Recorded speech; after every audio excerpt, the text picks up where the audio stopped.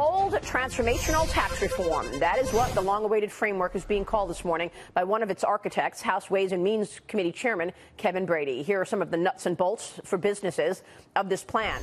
The plan is to cut the corporate rate to 20%. That's down from 35%. The president says that's his red line, 20%. The plan is to cut pass-through rate to 25%. That is for LLCs, real small businesses. A one-time low repatriation tax is also expected. We're guessing that could be around 10%. And then there is expensing of capital investments. For individuals, the current 7 brackets are being reduced to 3 brackets, including rates of 12%, 25%, and 35% for the highest. The standard deduction doubles, an increase in the child credit. And the plan eliminates estate tax and the alternative minimum tax. Joining us right now to talk more about it is Texas Congressman and House Ways and Means Committee Chairman Kevin Brady. Mr. Chairman, it's good to see you. Good morning, Maria. How are you doing? Great. Thanks so much for joining us. Congratulations to you. You've been working so hard on this. I know that. The skeptics are out, and we're hearing from a number of Democrats that this is a tax cut for the rich. We heard one Democratic congressman earlier in the program. And the Committee for a Responsible Budget says it is $2.2 trillion on net through 2027 in terms of a cost. I'm just wondering, are you expecting this plan to be scaled back as you work it through Congress? Yeah, I don't, and here's why. There's a reason we work with the president, the Senate, and House together on this. This is bold, it is transformational, but it's achievable, and it can move us toward a balanced budget because, look, we're proposing almost a 40% tax cut for every local business, no matter what your size or how you are structured.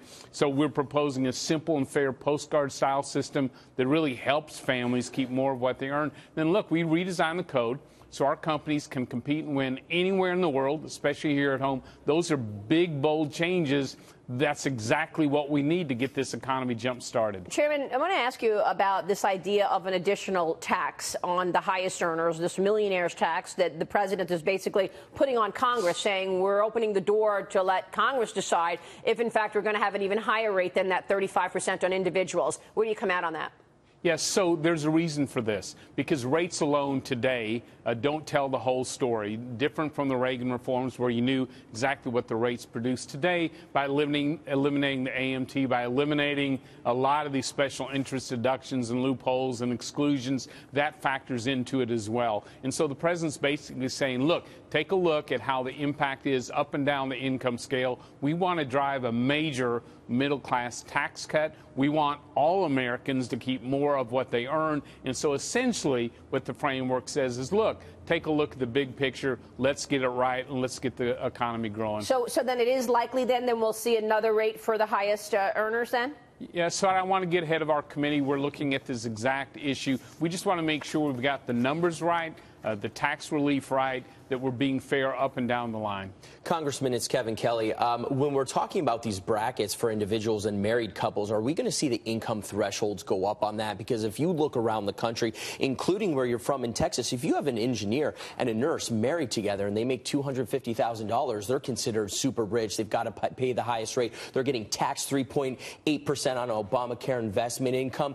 Are we going to see those levels move up? Because they haven't moved up in decades. Yeah, so one of the reasons the brackets, you hit on something really important. One of the reasons the brackets aren't in the framework is we've still got work to do to make sure that reality you just laid out so that we can lower those rates at every income level. And I know, too, we are spending an awful lot of time on the low income and the middle income families. The reason we're doubling standard deductions so they can keep more of the first dollars they earn. The reason we're taking the 10% bracket to 0 is to help many of these families, including in the middle class, keep more of what they earn. So your point is spot on. We still have work to do on setting the brackets. So the New York Times is already criticizing the framework.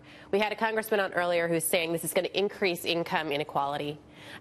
There's already Democrat talking points out there blowing this thing up, I think, without even knowing the details. How are you responding to those criticisms? Hey, you know what? I always remind people that 8 out of 9, 10 Americans believe Congress ought to act on tax reform. They believe it will help them and their families prosper and reach their American dream. And by the way, most of them want their lawmaker to work with President Trump to get it done. And so, look, let's drive middle-class tax relief. Let's get the economy going. Make sure our local businesses can compete and win. That is whether you're Democrat or Republican, just as President Reagan joined with Democrats to do that. We have one chance in a lifetime to do that again.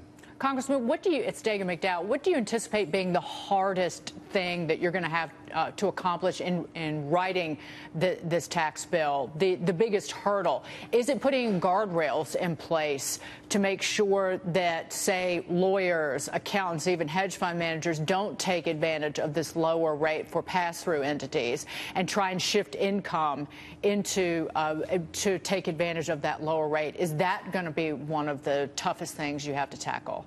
Maybe not the toughest. That is one of our challenges. Look, we are going bold in this regard as well. For the first time, to get our tax rates down on our small businesses, we're separating the wage income from the business income so we can lower those rates even more. Those are one of the areas that we have to solve. But also, we have to make sure we get the international tax system right so our companies, again, can compete and win, bring those dollars back to the United States. We want to make sure that we get the brackets right, the child tax relief right, and at the end of the day, we do have to eliminate a number of special provisions so this moves us toward a balanced budget and gives us all the permanence we can achieve. So we have a handful of key issues. I haven't seen one yet that isn't solvable. Let me ask you about the repatriation one-time tax here. Is that 10%? What is the number in terms of that one-time tax to encourage companies to bring money from overseas? Yes, so the rates haven't been set, but Maria, I can tell you there will be two rates.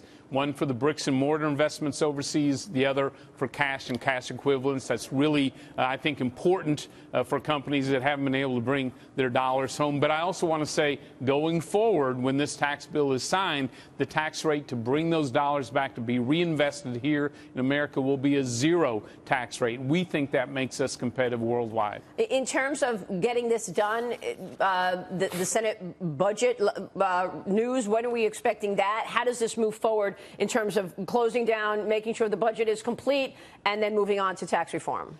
Yeah, as historic as yesterday was, the next step is a critical one, which is to get a budget done that allows us to do tax reform. So that's exactly where we're going next week, I believe, in the House and the Senate. Once the budget is signed, sealed, and delivered, because that gives us the runway to land tax reform on, then the House Ways and Means Committee will begin our action. So the budget is really critical if we want to do tax reform this year. Yeah, in terms of these deductions going away, what is the news on carried interest, on capital gains? No changes there, Mr. Chairman?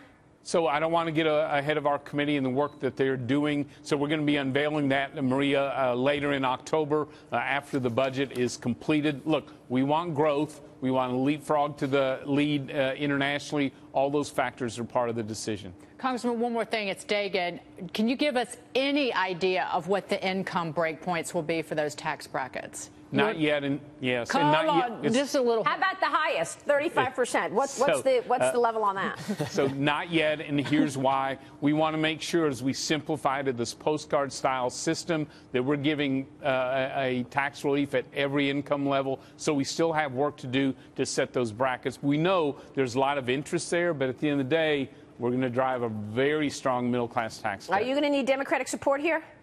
I'd love to have Democrat support because, look, their communities are suffering like ours, and their companies are leaving America like ours. They bring good ideas. So, yeah, at the end of the day, I'm certainly hopeful they engage.